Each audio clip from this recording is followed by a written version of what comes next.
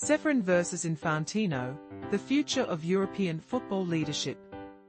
As UEFA's delegates gathered in a modest conference room, one couldn't help but reflect on the significant changes a year can bring. The Sava Centaur in Belgrade may lack the dazzling flair of previous congresses, like the one held in Paris last year, but it served as a fitting backdrop for discussions that will shape the future of European football in the months ahead. Last year's gathering had the feeling of a Broadway show, with Aleksander Ceferin at the center, inciting gasps when he announced an extension of his term limits, only to declare he would step down in 2027. UEFA was already dealing with internal turmoil from the departure of its head of football, Zvonimir Boban. This left many wondering whether leadership squabbles could distract from the pressing challenges facing the sport today. Fast forward to this year, and Ceferin was notably reticent about his future. When pressed on whether he might pursue a fourth term, he deflected the question. Is the leader, who described himself as tired, feeling recharged? Perhaps, as the atmosphere felt different this time around. Several delegates, who once expressed stark criticism of the status quo, now seem more aligned with Ceferin, and a substantial number of federations appear to favor his continued leadership. Inside the walls of UEFA, there's a growing belief that only a tempting political opportunity back in Slovenia could convince Ceferin to walk away. Yet, as the presidential race looms near in 2026, the absence of a strong challenger is evident. Some speculate that Lise Klaveness, newly elected to the executive committee, might fancy a shot at the top job, though that appears unlikely at this juncture. Names like Andriy Shevchenko were floated, but after failing to secure enough votes for an executive slot, possibly affected by a negative campaign, his chances of a dramatic political ascension seem slim.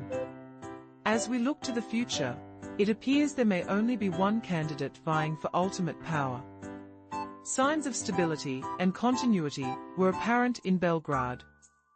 UEFA seems satisfied, especially given the £335,000 pay raise granted to Ceferin for the upcoming year.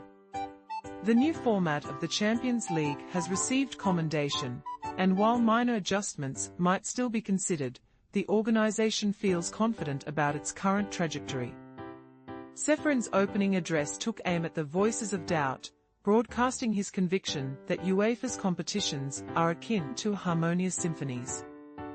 Additionally, the recent Euro 2024 and thrilling Nations League quarterfinals bolster his reputation. Despite the backdrop of financial inequalities growing among clubs, an ongoing crisis exacerbated by various factors, the looming threat of a revived Super League seems distant for now. Even though A22, the driving force behind the Super League, introduced a new proposal in December, its influence has waned in recent months. Ceferin remains cautious about their maneuvers, yet his supporters believe he's expertly navigating these rough waters. They also highlight his steadfast commitment to keep Russia sidelined from competition until its war with Ukraine ceases, although he showed some inclination towards making allowances for youth teams. Contrastingly, FIFA President Gianni Infantino voiced a more eager approach to reintegrating Russia at the Congress. Ceferin's fatigue and reluctance to discuss sensitive topics like Israel's ongoing situation further showcased a difference in leadership styles between him and Infantino. While UEFA grapples with its challenges, Infantino colored the event with optimistic news and announcements that took center stage. In a climate where Infantino champions a substantial investment in his Club World Cup, some football minds are sensing a shift in momentum behind him. Observers are noting a contrast between the buoyancy of Infantino and the more reserved approach of Ceferin, leading to speculation and intrigue about how these dynamics might play out in the future.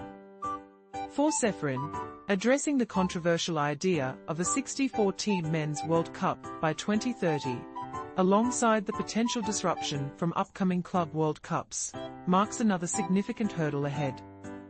The tension between UEFA and FIFA is escalating as the latter appears eager to overshadow local football calendars for international spectacles.